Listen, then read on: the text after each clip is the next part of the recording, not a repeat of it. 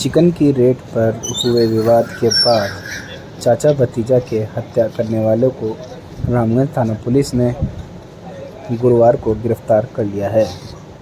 2 सगे भाई सहित 3 को रामगंज थाना पुलिस ने गिरफ्तार किया है। वहीं नामजद आरोपी की मौत हमलावर पक्ष का था रिश्तेदार। अजमेर में 2 दिन पहले चिकन की रेट 5 रुपये बढ़ाने को लेकर 2 पक्षों में झगड़ा हो गया था। एक पक्ष ने चाकूबाजी कर चाचा भतीजे की हत्या कर दी थी। मामले में अब 4 आरोपी लोगों को गिरफ्तार किया गया है। वहीं हमलावर पक्ष के एक नामजद आरोपी की संदिग्ध परिस्थितियों में मौत हो गई है। एडिशनल एसपी हिमांशु जांगीर ने और थाना प्रभारी रवि सामरिया ने मामले का खुलासा करते हुए बताया था कि 3 आरोपी एहसान कुरैशी, यूनुस कुरैशी और इमरान कुरैशी को गिरफ्तार किया गया है। तीनों आरोपी इलाज के लिए अस्पताल आए थे और लियाकत नाम का आरोपी डिटेन कर वहीं अस्पताल में भर्ती है, जिसे शाम को पुलिस ने हिरासत में लेकर रामगंज थाना पहुंचा दिया है। पुलिस को बुधवार सुबह रामगंज क्षेत्र में नग्न हालत में एक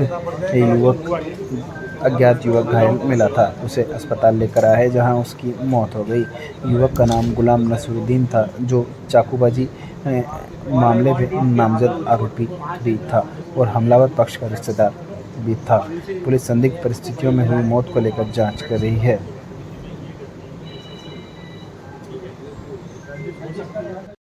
additional SP city Himanshu Jangir ने बताया कि सुबह 6:30 के करीब थाने पर अस्पताल से युवक की नग्न अवस्था में बॉडी मिलने की सूचना मिली थी।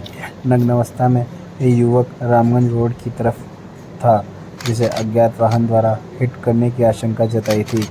उस समय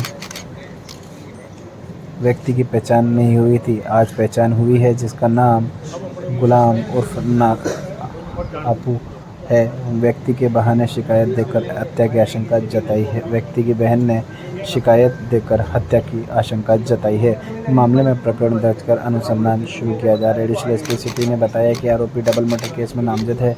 आरोपी का परिवार से अलग रहता था। घटना के समय मौके पर था कि नहीं, इसको लेकर जांच की जा रही है। अब तक मामले में 3 आरोपी गिरफ्तार हो चुके हैं। नशे का आदी भी था मृतक।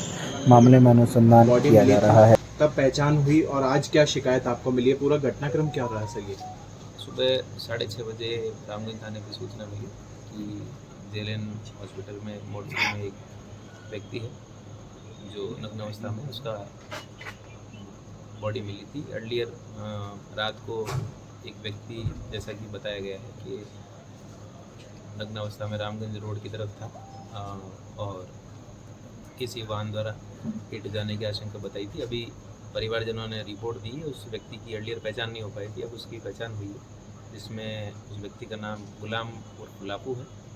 और उस व्यक्ति की पहचान होने के बाद परिवारजनों की तरफ से रिपोर्ट दी जा रही, जिसमें उसकी हत्या की आशंका उनके द्वारा जताई जा रही है। इस पर प्रकरण दर्ज किया जा रहा है और आगे कार्रवाई की जा रही है। सर, जो ये घटना थी पूरी क्या उसी दिन की थी जब डबल मर्डर में इसका क्या रोल है? जो डबल मर्डर की घटना हुई थी, उस घटना के तहत जो आरोपी पक्ष है, आरोपी पक्ष के परिवार का ही ये व्यक्ति बताया जा रहा है और आरोपी पक्ष के परिवार के साथ नहीं रहकर ये बाहर क्लॉक टावर थाना एरिया में अलग से निवास कर रहा था और दरगाह क्षेत्र में नहीं ये निवास नहीं कर रहा था। हालांकि दरगाह क्षेत्र में और इधर रामगंज क्षेत्र में पर्याप्त गार्ड लगाई गई। सर, घटना के समय ये उस समय था कि जब जिस दिन वो घटना के बारे में जांच की जा रही, सीसीटीवी फुटेज का विश्लेषण किया जा रहा है। तो अभी तक 3 आरोपियों को गिरफ्तार किया गया और शेष आरोपियों के घरों पे दबिश दी जा रही है। सर, मुकदमे में ये आरोपी है क्या? हाँ, एफआईआर में ये व्यक्ति नामजद है और बताया जा रहा है कि ये नशा करता था और कहीं नर्सिंग होम में भर्ती था और वहीं से ये निकला है और उसके आगे की जो कार्रवाई है जारी है। उसमें एफआईआर दर्ज करके इसके बारे में इन्वेस्टिगेशन किया। सर, इसकी बॉडी कहाँ पर मिली थी? इसकी बॉडी रामगंज थाना क्षेत्र में रोड पर मिली। ठीक है। ठीक है सर, किस तरह की शिकायत दी है, क्या पूरा ये आरोप दिया है? गुलाम नसरुद्दीन पाकू, जो पाकीजा वाली 15 तारीख को जो घटना हुई थी शाम के समय, उस घटना के समय 2 जनों की मृत्यु हो गई थी और उसी रंजिश ये रंजिश चली आ रही है।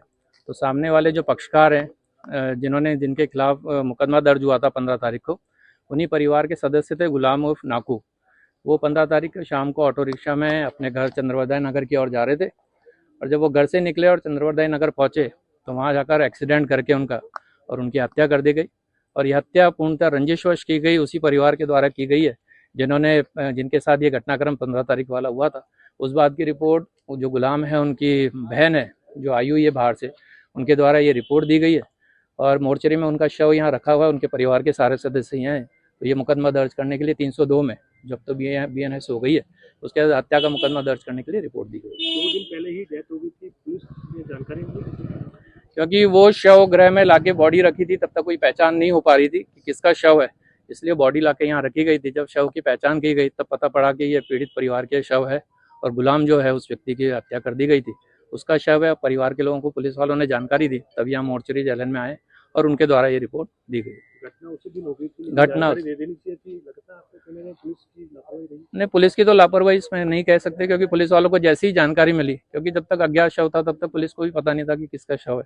जब जानकारी मिली तो तुरंत परिवार वालों को इसकी सूचना दी, और जब शव प्राथमिक रूप से देखने से पता पड़ता है कि उनके कहीं ना कहीं हत्या की गई है, उनके शव पे कपड़े नहीं थे और चंद्रवरदाय नगर की तरफ ही उनकी बॉडी पाई गई, तो पूरी तरह से शक जाता है कि उस परिवार के द्वारा इनकी हत्या की गई। नामजद दिया है?